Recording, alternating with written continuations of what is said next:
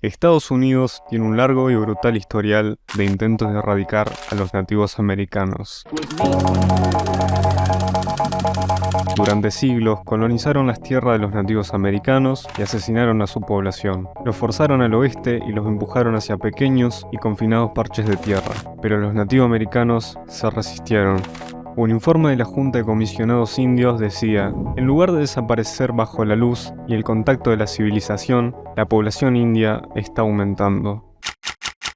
Y eso fue un obstáculo para la expansión americana total. Entonces Estados Unidos encontró una nueva solución: absorberlos y asimilarlos.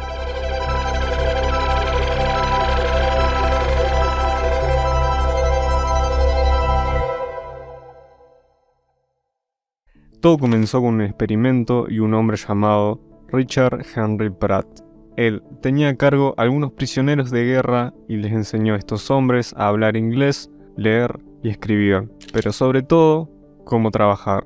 Los vistió con uniformes militares y básicamente realizó un experimento de asimilación, y le llevó los resultados al gobierno federal. El informe decía que eran capaces de ser civilizados, así que pudo obtener el proyecto financiado. En 1879, el gobierno financió el proyecto de Pratt. El primer internado para los niños nativos americanos estaba siendo creado. Su lema era matar al indio y salvar al hombre. Lo que comenzó allí, en la Escuela Industrial India de Carlisle, fue prácticamente un genocidio, disfrazado de educación estadounidense. Los niños fueron sacados a la fuerza de las reservas y colocados en las escuelas, a cientos, incluso miles de kilómetros de distancia de sus familias. Fueron despojados de sus ropas tradicionales, se les cortó el pelo, les dieron un nuevo nombre y les prohibieron hablar sus idiomas. Les quitaron la identidad. Hay relatos de abuso mental, físico y sexual, de trabajo manual forzado, abandono, hambre y muerte. Acá podemos ver fotos de antes y después de este experimento cruel. El modelo de Carlisle funcionó y se extendió por todo el país.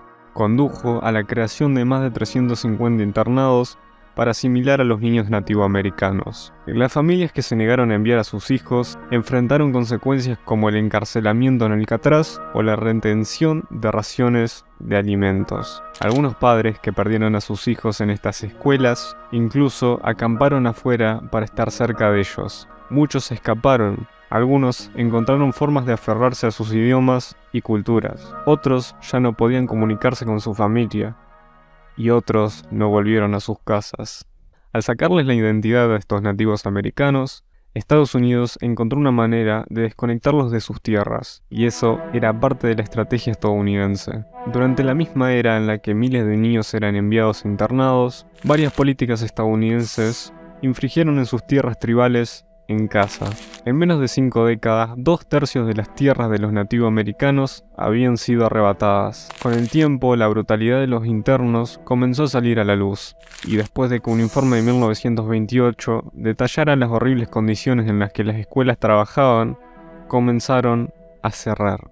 En la década de 1960, el activismo indígena surgió junto con el movimiento de los derechos civiles, y para los 70s ese mismo activismo obligó a cerrar más escuelas. El gobierno entregó el control de los internados restantes a las tribus, para que se administraran en asociación con la Oficina de Asuntos Indígenas. Pero justo cuando la era del internado comenzaba a desvanecerse, otro proyecto de asimilación tomó forma.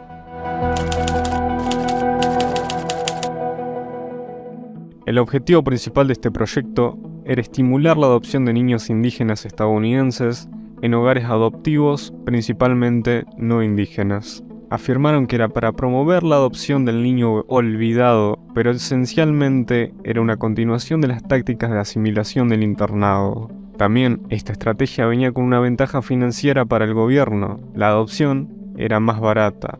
Pero primero, los funcionarios de adopción tenían que venderle al público la idea de adoptar a niños nativoamericanos. Eran descritos de las peores maneras. Eran niños que eran despojados de familias que sí realmente los querían. En los 60s, aproximadamente 1 de cada 4 niños nativos vivía apartado de su familia. El proyecto de adopción indígena fue considerado un éxito. Los funcionarios afirmaron que, en términos generales, creemos que el pueblo indio ha aceptado la adopción de sus hijos por parte de familias caucásicas y se ha complacido de conocer la protección que se brinda a estos niños, pero la verdad era mucho más inquietante.